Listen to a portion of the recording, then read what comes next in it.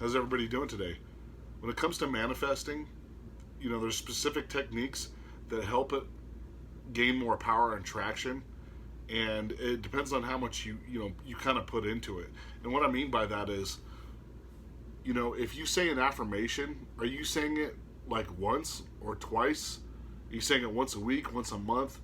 The frequency impresses the subconscious mind and tells the universe to do it faster the more frequent you do it. So when it comes to manifesting or any type of spirituality, I always say there's work involved.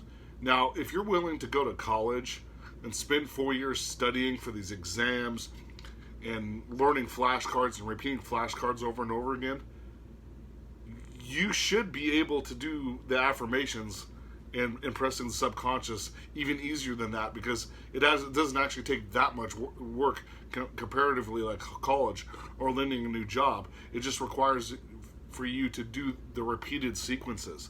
So let's say you're trying to manifest money.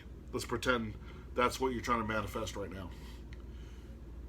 The first thing you want to do is actually give gratitude to the universe for the things that you actually currently already have in your life.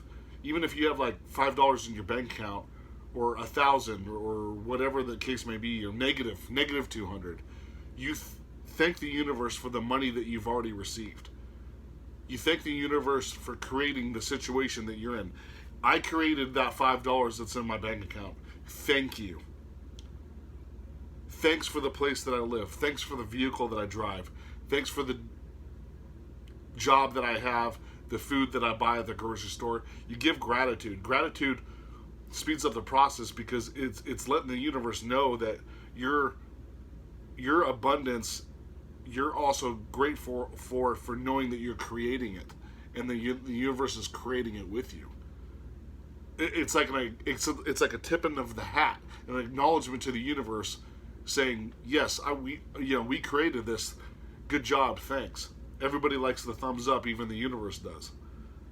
So it's important to use the gratitude. And when it comes to affirmations, let's say, I have millions of dollars by divine right in perfect ways. It's important to use the term divine right, because that way you're not interfering with anybody else's money. The universe is providing you the money that's available to you that doesn't affect anybody else when you say divine right. It's not taking from anybody unnecessarily. It's not evil in any sense where it's like you're extracting it from one person and bringing it to you. No, money is energy. It's created and it's brought to you through the divine. So it's yours, and it wasn't stripped from anyone else. That's why it's important to say by divine right and perfect ways. The perfect way of how that money reaches you without, once again, interfering with anybody's lives or making the truck driver who's delivering the cash to the banks or whatever in the armored truck like gets a flat tire or has to like change a tire out in the heat or whatever with and then his other buddies over watching him in the back because he's out there working on the tire, or with a mechanic that shows up, whatever. And whatever the case may be, it's by perfect ways. It just naturally flowed and you received it. And the frequency that you want to do this is like plus 7 times a day. 7 is kind of like a godly magic number, I believe. That's what most metaphysical people believe, that 7 is kind of like a God lucky number. So if you set it 7 times in the morning, and then 7 times before you go to bed, I have millions of dollars by divine right in perfect ways. I have millions of dollars by divine right in perfect ways. I have millions of dollars, do that for 7 times in the morning.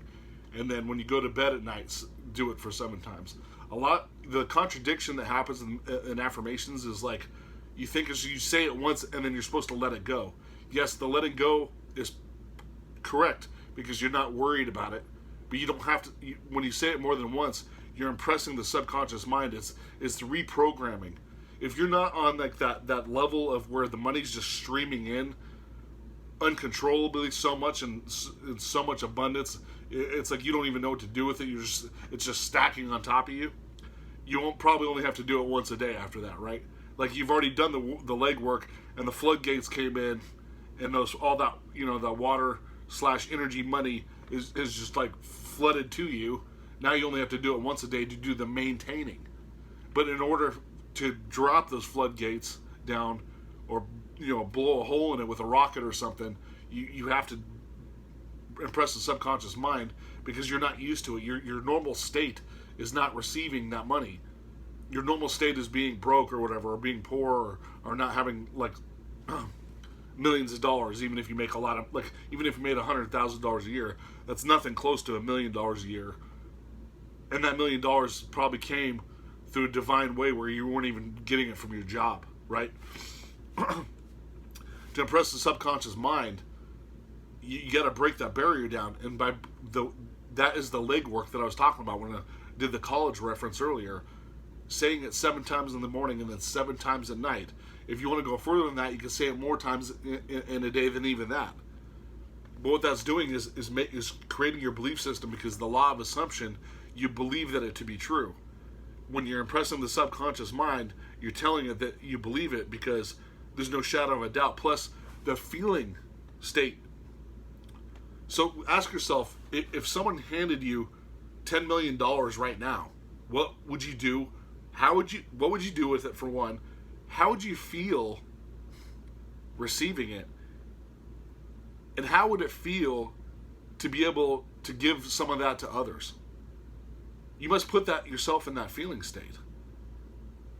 Because believing in that feeling state, you got to imagine that you're there already. Because in the law of assumption, it's already done. Your $10 million is in your bank account right now. It's already completed. You just got to turn flip on the light switch, so to speak, to open that vault up. And then what that is the impressment of the subconscious mind through the affirmations. It's kind of like, now you're flipping the switch to turn the safe door opening for you to access it.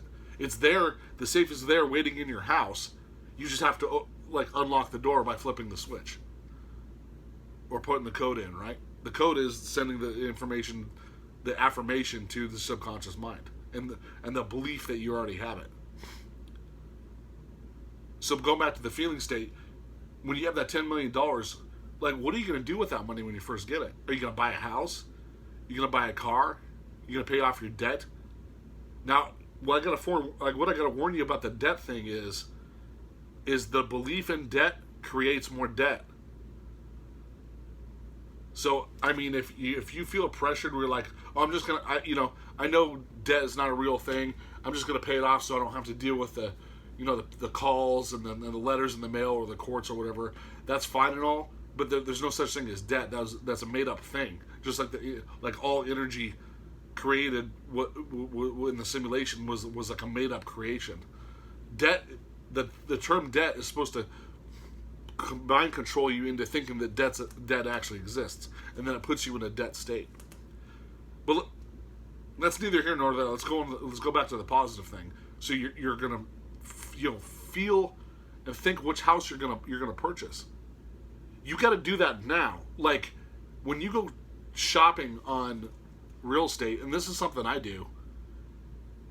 If your goal is to get a $900,000 5-bedroom home, a luxury custom home, but you're sitting there scrolling through the real estate ads of the cookie cutter side-by-side houses that are $200-something thousand just to see what's out there or whatever, you're actually limiting yourself. That's not what you were desiring, right? Your desire should be, you need to be looking at the homes that you would actually purchase if you had millions of dollars, because you're creating an opposite parallel reality by looking at the real estate market of what you can afford today and whatever job you have before the millions.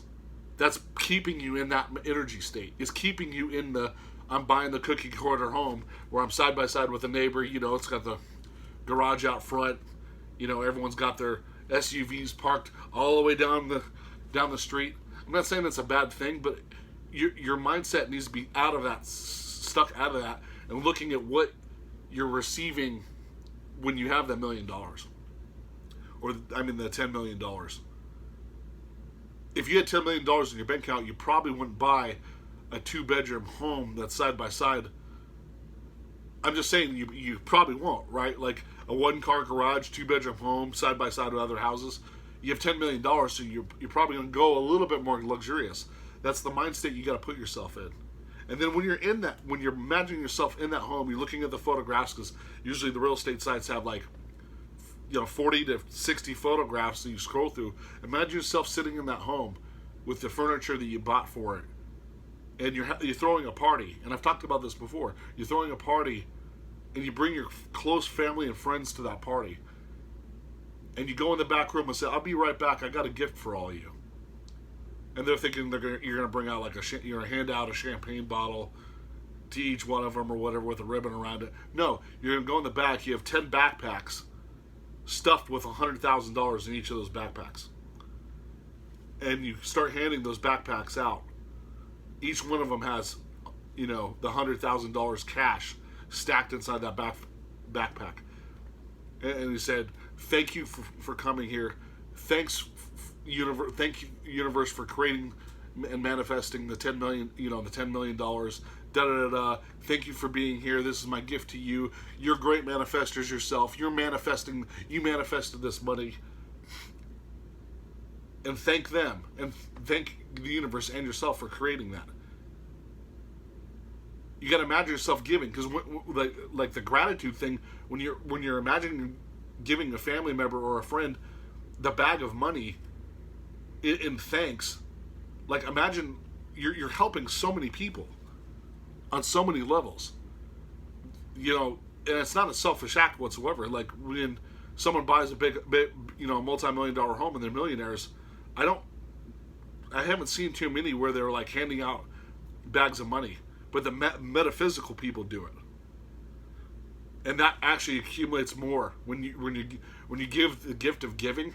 It exponentially increases, so you're actually going to get more than $10 million because you did that tithing without worrying about the money running out. People that win the lotto run out of money all the time because they didn't approach it in a spiritual way. Yes, they give their family members money or whatever, but they didn't do it in the form of imagining themselves in gratitude they weren't imagining themselves giving out that money and being in that house before they won the lotto, because it was based on pure luck. When yours was based on the work you impressed in your subconscious, your angle from the universe, you're in a higher vibrational energy where you received it from the creation of yourself, not from just pure luck. And you know what to do with the money in a spiritual way. And you can't have guilt about having that money either. Some people are afraid of having the money. That stops them from the manifestation. That's literally a hindrance or a block on some people. They have a barricade. They'll have guilt of spending that money on like a house or a new car or whatever, or like they know their friends and family or whatever is in poverty, or they grew up in poverty, so they feel guilt for receiving this money, and you shouldn't.